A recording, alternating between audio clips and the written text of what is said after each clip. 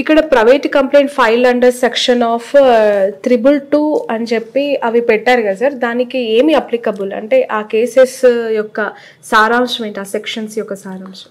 అయితే ఇది section BNS యాక్ట్స్లో 222 సెక్షన్ రెడ్ విత్ 223. ఇది మ్యాజిస్ట్రేట్కి కంప్లైంట్ ఇవ్వడానికి చట్టపరంగా వాళ్ళకున్న ప్రొవిజన్. ఇది ఎప్పుడైతే ఎవరి మీదనైతే దాడి జరిగినా, వారికి అన్యాయం జరిగినా, సో దాన్ని అప్రోప్రియేట్ కోర్టుకి వీళ్ళు అప్రోచ్ కావచ్చు, ఏ ప్రొవిజన్ ఆఫ్ లాలో వీళ్ళు అప్రోచ్ కావచ్చు అనే దాని యొక్క సారాంశం ఇది. దాని తర్వాత 356 అనే సెక్షన్ బిఎన్ఎస్లో ఇప్పుడు కొత్తగా చట్టాలు వచ్చినాయి కాబట్టి, ఇది వరకు 449 డిఫమేషన్ ఉండే, 356 ఇప్పుడు డిఫమేషన్ సూట్. ఓకే, అందులో భాగంగా 356 సెక్షన్ కింద వీళ్ళు కేసు డిఫమేషన్ సూట్ ఫైల్ చేయడం జరిగింది. దాంట్లో ఈ ప్రొవిజన్ సిఆర్పిసి ఇది వరకు ఉండేది, ఇప్పుడు బిఎన్ఎస్ యాక్ట్ కింద మ్యాజిస్ట్రేట్కి కావాల్సిన తీసుకునే పర్మిజబిలిటీ కానీ ఏదైతే ఉందో ఇది 222 కానీ 223 కానీ చెప్తుంది. సో ఈ ప్రొవిజన్లో వాళ్ళు ప్రైవేట్ కంప్లైంట్ ఫైల్ చేయడం జరిగింది ఎవరి మీద, కొండ సురేఖ గారి మీద. అందులో ఫైల్ చేస్తూ వాళ్ళు ఏం చెప్తున్నారంటే, మా మీద ఏదైతే డిఫమేటరీ స్టేట్మెంట్స్ చేస్తున్నారో, మేము అక్కినేని ఫ్యామిలీ, వాళ్ళ ఫాదర్ ఎవరైతే నాగేశ్వరరావు గారికి ఉన్న ఇమేజ్ని అండ్ నాగార్జున గారికి ఉన్న ఇమేజ్ని, వాళ్ళ కుటుంబానికి ఉన్న ఇమేజ్ని అన్నింటినీ కూడా వాళ్ళు కోట్ చేసినారు. ఇందులో కోట్ చేస్తూ ఇన్ని సంవత్సరాల నుంచి మేము ప్రజల్లో ఇంత గౌరవంగా బ్రతుకుతున్నాము, మా పరువును నష్టపరుస్తూ భంగపరుస్తూ ఆవిడ చేసిన స్టేట్మెంట్స్ అన్నీ కూడా ఒక సాధారణ పౌరురాలుగా కాదు ఆమె చేసింది, ఒక ఉమెన్గా కాదు చేసింది, ఒక మంత్రిగా చేసింది. మంత్రిగా చేసినప్పుడు వాటి శాంటిటీ డిఫరెంట్గా ఉంటుంది, లీగల్ శాంటిటీ. ఇప్పుడు కామన్ వ్యక్తి మాట్లాడింది వేరు ఉంటుంది, ఒక జర్నలిస్ట్గా మీరు మాట్లాడింది వేరు ఉంటుంది, ఒక అడ్వకేట్గా నేను మాట్లాడింది వేరు ఉంటుంది, లేదా ఒక సాధారణ పౌరులు వాళ్ళు మాట్లాడుకునేది వేరు ఉంటుంది. కానీ ఒక మంత్రి హోదాలో మాట్లాడినప్పుడు వాటికి ఒక లీగల్ శాంటిటీ అన్నది ఉంటుంది కదా, వాళ్ళు నిజంగానే కావచ్చు అన్న ఒక అంటే వాళ్ళ ఒక ఇంప్రెషన్ క్రియేట్ అవుతుంది కదా.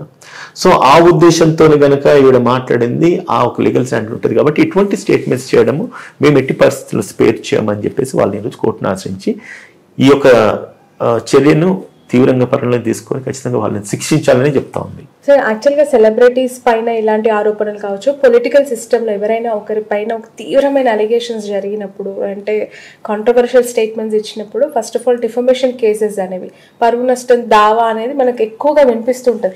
బట్ ఇక్కడ పరువు నష్టం దావాకి సంబంధించి మీకు ఏమైనా కనిపిస్తున్నాయా? నాగార్జున గారు డైరెక్ట్ క్రిమినల్ కేసే పెట్టడానికి రీజన్ ఏమనుకోవచ్చు అంటారు? అయితే పరువు నష్టం దావా అంటేనే అది యాక్చువల్గా క్రిమినల్ డిఫమేషన్, సివిల్ డిఫమేషన్ రెండు ఉంటాయి. అయితే ఇక్కడికి ఏం చేస్తున్నా, సివిల్ డిఫమేషన్ ఎట్లా ఉంటుందంటే, మా పరువుకు నష్టం జరిగింది కాబట్టి అంటే వాళ్ళు ఏం చెప్తుంటారంటే, మీరు ఏదైతే వీడియోస్ టెలికాస్ట్ చేస్తున్నారో, టెలికాస్ట్ చేసిన వీడియోస్ అన్ని కూడా మా బంధువులు, ఫ్రెండ్స్ వీళ్ళందరూ చూస్తున్నారు, అండ్ ఎంతోమంది పబ్లిక్ చూస్తున్నారు. చూసిన దాన్ని బట్టేసి వాళ్ళు మమ్మల్ని ఫోన్ చేసి అడగడము, మమ్మల్ని పదే పదే రిపీటెడ్గా మా ఒక అంటే వచ్చిన అలిగేషన్స్ మీద వాళ్ళు కామెంట్స్ చేయడం, ఇదంతా కూడా మాకు వ్యక్తిగతంగా మమ్మల్ని డిఫెమ్ చేస్తూ ఉన్నాయి. కాబట్టి పబ్లిక్లో జరిగినాయి, పబ్లిక్ మమ్మల్ని క్వశ్చన్ చేస్తున్నారు. సో కాబట్టి అది అంటే చట్టం కూడా అది చెప్తూ ఉంటుంది. అంటే వాళ్ళు అనడం కాదు, అన్నది ఎవరైనా విన్నారా, విన్నవారి తర్వాత మిమ్మల్ని ఎవరైనా ప్రశ్నించినారా, ప్రశ్నించిన తర్వాత మీ మనోభావాలు వ్యక్తిగతంగా ఏమైనా దెబ్బతిన్నాయా, దానికి తగిన ఆధారాలు ఏమున్నాయి, ఎవరు ముందన్నారు, ఏమన్నారు, ఇవన్నీ కూడా వాళ్ళు యూట్యూబ్లో లింక్స్ పెట్టున్నారు, యూట్యూబ్లో థంబ్నెయిల్స్ ఏం రాసిన అది పెట్టున్నారు, అది ఎవరైతే విన్నారో వాళ్ళ పేర్లు రాస్తున్నారు, విని వీళ్ళని క్వశ్చన్ చేసి అడిగినారని చెప్పేసి కూడా రాసినారు. అంటే డిఫమేషన్, పరువు నష్టం ఎక్కడ జరుగుతుందంటే, ఎవరో ఒక మాట అన్నంత మాత్రం పరువు నష్టం జరగదు, వాళ్ళు అన్నరు జరిగిపోయింది, తర్వాత దాని రెప్లికేషన్స్ కాన్సిక్వెన్సెస్ ఉంటాయి కదా. మీలాంటి వాళ్ళు టీవీ ఛానల్స్ థంబ్నెయిల్ పెట్టేసేస్తారు, సమంతకును లేకపోతే ఇంకేది మనం మీకు మాట్లాడుకోవద్దు. సో ఇవన్నీ వాళ్ళకంటే మనోభావాలు దెబ్బతింటాయి. అది చూసి వేరే వాళ్ళు వీళ్ళను క్వశ్చన్ చేయడము, వీళ్ళని అడగడం, ఇదంతా కూడా ఏమైతుందంటే వాళ్ళు వ్యక్తిగతంగా వాళ్ళకు కొంత ఇమేజ్ డ్యామేజ్ అవుతుంది. సో దాంట్లో వీళ్ళు ఏం చేయొచ్చు అంటే, దర్ 2 things, అంటే క్రిమినల్ డిఫమేషన్, సివిల్ డిఫమేషన్ రెండు ఉంటాయి. క్రిమినల్ డిఫమేషన్ ఎట్లా ఉంటుందంటే up to punishment up to 2 years దాకా ఇవ్వచ్చు ఆ నేరం రుజువు అయితే, వీళ్ళన్న మాటలు వాస్తవమే అని చెప్పేసి ప్రూవ్ అయితే కనుక. అండ్ ఇంకోటి ఏంటంటే, ఇవన్నీ మీడియా ఛానల్స్ వచ్చినాయి కాబట్టి దెర్ ఇస్ నో ఛాన్స్ దాని నుంచి ఎస్కేప్ అవడానికి ఏం లేదు. So it's clear cut evidence. అది సైమల్టేనియస్లీ సబ్సిక్వెంట్ గా నాకు ఒక నా పరువు నష్టం జరిగింది కాబట్టి నాకు ఒక 100 కోట్లు లేకపోతే 1000 కోట్లు ఇవ్వమని అడగొచ్చు, కానీ వీళ్ళ కంప్లైంట్లో అది అడగలేదు. ఎందుకంటే వాళ్ళ పరువుకి వెల కట్టలేరు. నిజంగా ఇది వాస్తవం. ఇది ఎవరు ఏం చేసినా ఎవరేమన్నా కూడా వాళ్ళ దీనికి వెలగట్టలేరు కదా. నేను చదివిన వాళ్ళ రెప్యుటేషన్ కి వెలగట్టలేరు. సో నేను అందరూ చదివింది కూడా అదే. నేను అంటే ఎంత డ్యామేజెస్ అడిగినారని చెప్పేసి బాగా ఈగర్గా మొత్తము వాళ్ళు రాసిన 7-8 పారాగ్రాఫ్లు అన్నీ ఉన్నాయి. మొత్తం అన్ని చదివిన 15 పారాగ్రాఫ్లు ఉన్నాయి. చదివిన ఎక్కువ చోట వాళ్ళది మెన్షన్ చేయలే.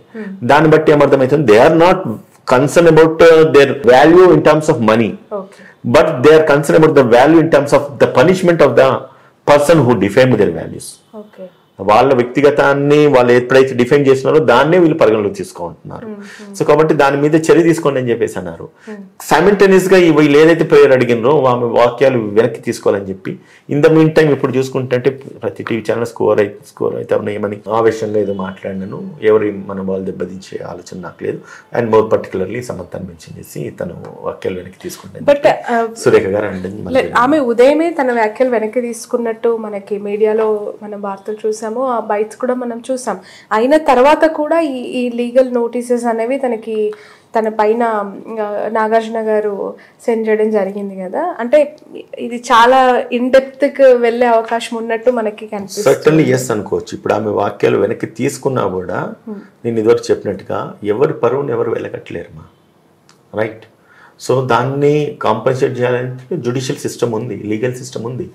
లీగల్ సిస్టమ్ ఫోర్స్లోకి రావాలి, వీళ్ళు చర్య తీసుకోవాలి, ఖచ్చితంగా ఆమెకు శిక్ష పడాలనే ప్రధానంగా అంటే వాళ్ళ పట్టుదలతో ఉన్నారు. ఇంకో మాట్లాడుతాను, నాగార్జున స్థాయి లాంటి వ్యక్తిని వాళ్ళ కుటుంబాన్ని కించపరిచే విధంగా ఎవరైనా వ్యాఖ్యలు చేస్తే ఏదో వాళ్ళు అన్నంత మటుకు అన్నారు, దాని తర్వాత వాళ్ళ వ్యాఖ్యలు వెనక్కి తీసుకున్నంత మాత్రం నేను గమనం ఊరుకోవాల్సిన ఇది కూడా వాళ్ళకు ఉండేది. ఇప్పుడు నాగార్జున ఇది స్టేట్ టాపిక్ నడుస్తూ ఉన్నది.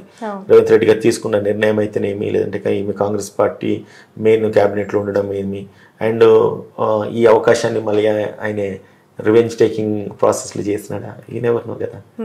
సో అంటే అండ్ ఇటువంటి ఇష్యూస్ని వాళ్ళు ఇమీడియట్గా అయితే కన్సిడర్ చేయరు, ఇతర చేసుకోరు ఎవరే కానీ. సైమల్టేనియస్లీ అవకాశం దొరికింది కదా నాగార్జునకు అని కూడా అనుకోవచ్చు. ఎలా ఉంటుందండి ఈ ప్రొసీజర్? సీఎం ని డిఫెండ్ చేయాలా, కోర్టు వరకు వెళ్ళింది, ఆ తర్వాత ఆమె చేసిన వ్యాఖ్యలకి విచారణ కావచ్చు, ప్రొసీడింగ్స్ ఎట్లా ఉండబోతాయి అంటే ఒకటేంటంటే ఇప్పుడు వన్స్ కోర్టుకి వెళ్ళిన తర్వాత నేరం అనేది రుజువు కావాలంటే దాని ప్రాపర్ ఎవిడెన్సెస్ ఉండాలి. ప్రాపర్ ఎవిడెన్సెస్ కోర్టు ముందు పెట్టాలి. ఓన్లీ టెలిగ్రాఫిక్ ఎవిడెన్స్ లేకపోతే వీడియో ఎవిడెన్స్ అన్ని తీసుకొని మనం ఏదో న్యూస్ ప్రూవ్ చేస్తాం, ఎవిడెన్స్ ప్రూవ్ చేయడానికి ఉండదు. దాన్ని వెంటనే పరిగణలోకి తీసుకొని శిక్ష విధించేది ఉండదు. వన్స్ వాళ్ళకి ఎప్పుడైతే కేసు వీళ్ళు ఫైల్ చేస్తున్నారో ఆ బేస్ ఆమెకు సమస్య వెళ్తాయి. దీనిపై మీ యొక్క ఎక్స్ప్లెనేషన్ చెప్పండి అంటారు. ఈమె కోర్టుకు వెళ్ళేసి వీళ్ళు ఒక అడ్వకేట్ని ఎంగేజ్ చేసుకొని వీళ్ళ సైడ్ నుంచి వాదోపవాదాలు వినిపించిన తర్వాత ఈమె చేసిన వాక్యాలు నిజమే అని ఇట్లా కోర్టు కనిపిస్తే, మీకు నాకు కనిపించడం కాదు, టీవీ మీడియా ఛానల్ కనిపించడం కాదు, కోర్టు కనిపించాలి. ఆ టైంకి ఎవిడెన్స్ ఎస్టాబ్లిష్ అయ్యి కోర్టు కనిపిస్తే ఖచ్చితంగా దీనికి 2 years జైలు శిక్ష ఉంది. అప్ టు 2 years, 8 సంవత్సరాలు 8 నెలలని ఇవ్వచ్చు. అది description of the court. Court decide చేసిన తర్వాత ఆ కోర్టు తీర్పుని వీళ్ళు ఛాలెంజ్ చేయొచ్చు పై కోర్టుకి. మన జ్యుడిషియల్ సిస్టంలో ఉన్న విసులుబాటు అదే కదా. కింద కోర్టు ఇచ్చిన తీర్పును పై కోర్టుకి ఇచ్చిన పై నుంచి మళ్ళీ కేసు వేసిన వాళ్ళందరే పైకి వెళ్ళిపోతారు.